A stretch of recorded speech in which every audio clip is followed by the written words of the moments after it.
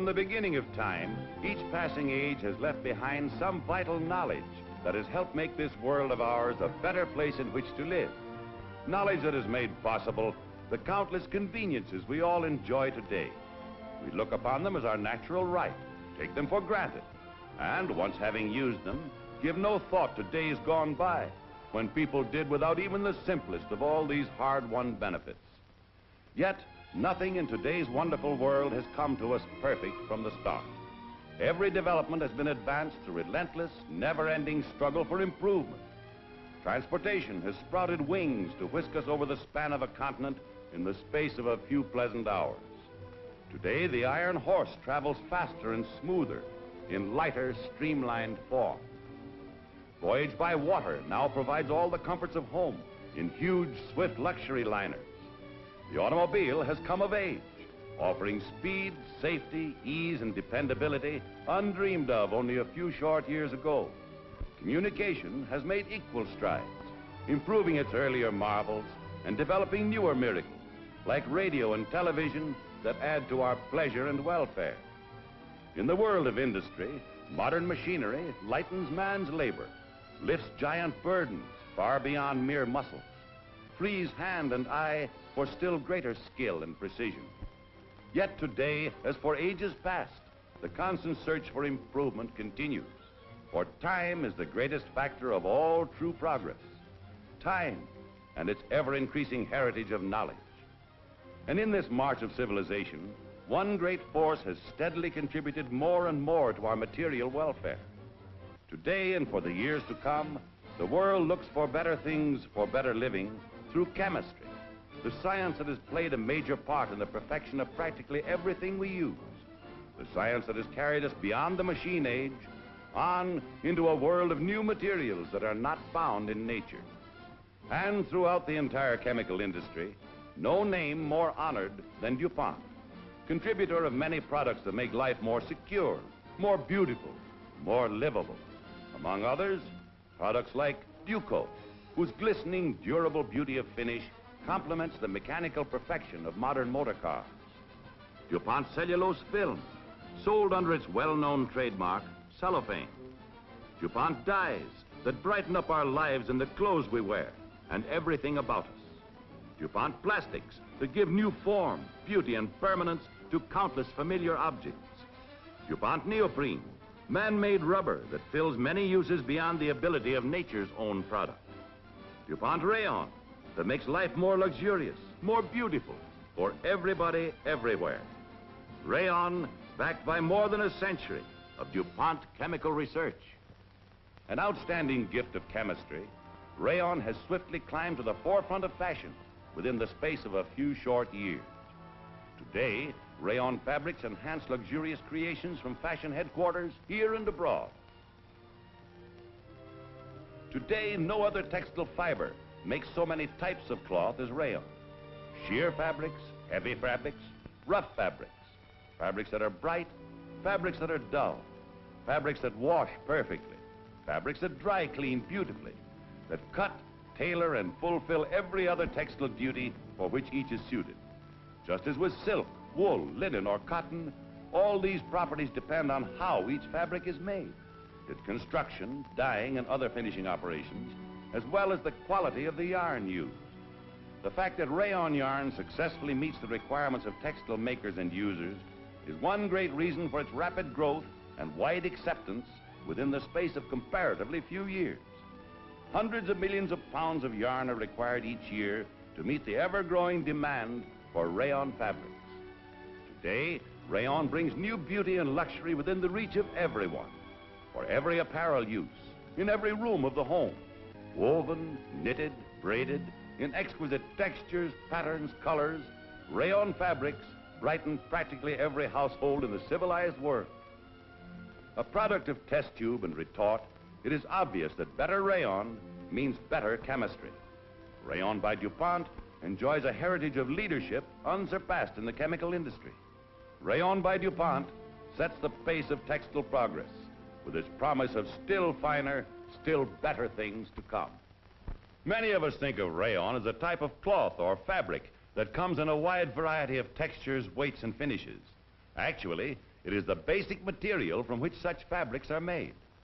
Just like wool, linen, cotton, or silk, rayon is a true textile fiber. Each individual hair-like fiber is called a filament. When a number of filaments are twisted or laid together, we have a yarn, which may be woven, knitted, or formed in other ways into fabrics. Like all other textile fibers, rayon has its own individual qualities and properties. Since it is man-made under scientifically controlled conditions, it is the most uniform of all textile fibers and can be varied to great advantage in its construction. For example, rayon filaments are continuous, can be produced in great lengths, and may be made finer than those of the silkworm or thicker than horsehair or coarse wool. In addition to long continuous filaments, rayon is also produced in short uniform lengths, usually from about 1 to 6 inches. This is known as rayon staple fiber. DuPont was the first company to make rayon staple fiber on a commercial scale in the United States. The use of rayon staple has increased tremendously in the past few years, largely because of the new and unusual fabric effects made possible by its short fibers. Textile mills spin rayon staple fiber, an outstanding example of the versatility of the rayon manufacturing process, into yarns known as spun rayon. Fabrics made of spun rayon have a distinctive woolly feel, pleasing softness to the touch. Sometimes spun rayon yarns are used alone, and sometimes they are blended with other fibers, such as cotton, wool, or flax. Rayon yarns may contain any number of filaments. Usually the range is from 13 to 270. For example, here are 5 specimens of rayon yarn, all the same size. Yet, notice the wide variation in the number of filaments contained in each. Sample number 1 is composed of 10 filaments. Number 2, 20 filaments. Number 3, 40 filaments. Number 4, 60 filaments. And number 5, 100 filaments. Rayon yarns provide fabrics in a wider range of weights and textures than those of any other textile fiber because of this close control of uniformity in the size and number of filaments desired. Another great advantage is that white rayon remains white. It does not yellow with age. Positive control of luster is also possible with rayon. There are brilliant yarns, more lustrous than silk, semi-lustrous yarns with varying degrees of brilliance, and yarns that are completely dull in appearance. These properties are absolutely permanent in rayon because they are chemically ingrained before each tiny filament is formed. With DuPont, rayon's versatility reaches new and unusual heights. When the need arose for a rayon yarn with special characteristics not then possessed by any other rayon, DuPont developed a yarn to meet the need, Cordura. The cords used in making automobile tires demand exceptionally high strength as well as resistance to heat and flexing. Cordura rayon yarn fills these requirements so well that large quantities are used annually both in truck tires and tires for passenger cars. Its strength and uniformity have also brought about its use in the sails of racing yachts and for other purposes in which unusual properties are required. In the manufacture of rayon, there are 3 different methods generally used: the viscose process, the cellulose acetate process, and the cupramonium process. It is important to bear in mind that yarns made by all these processes are rayon. While each has its own different characteristics, generally speaking, these concern the maker of fabrics far more than the user. The viscose and cellulose acetate processes, both employed by DuPont, account for approximately 95% of all rayon produced in the United States. Some fabrics are made entirely of viscose process rayon, others entirely of acetate rayon. The 2 types of yarn are also combined to make many distinctive fabrics with pleasing color effects and designs. For example, this piece of undyed white cloth is made entirely of viscose process rayon. And here is a dye particularly suited to the fabric on the table. When properly dyed, the cloth colors completely and evenly a solid color. This piece of undyed white cloth is made entirely of acetate rayon, and when properly treated with the dye shown in this flask, it too takes on a beautiful, even, solid tint, as the dyed sample reveals. The piece of undyed white cloth in the center is made of both yarns. When the two dyes are mixed and the cloth is dipped into the combination dye bath, an interesting two-color pattern is the result. The viscose process yarn takes on color from the dye for which it has an affinity, and the acetate yarn is affected by its particular dye. This principle, called cross-dyeing, enables rayon to provide countless contrasting color effects, both in all rayon combination fabrics and in fabrics made of rayon and other textile fibers.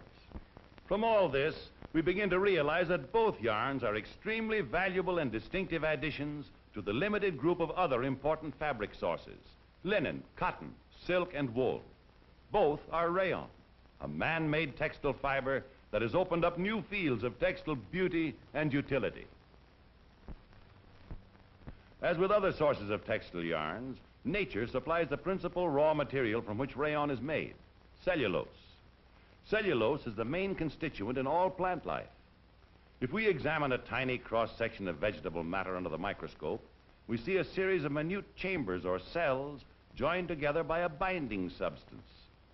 The walls of these cells are made of cellulose, which must be obtained in a very pure state before it is suitable for making rayon.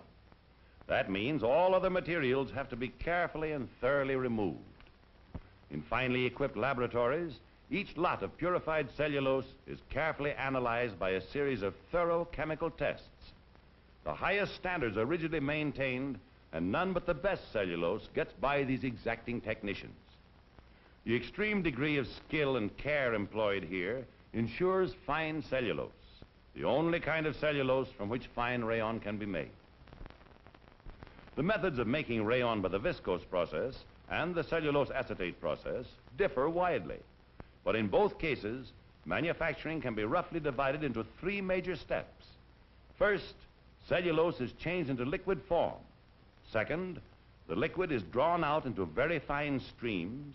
And third, these liquid streams are changed into solid filaments and combined into yarn.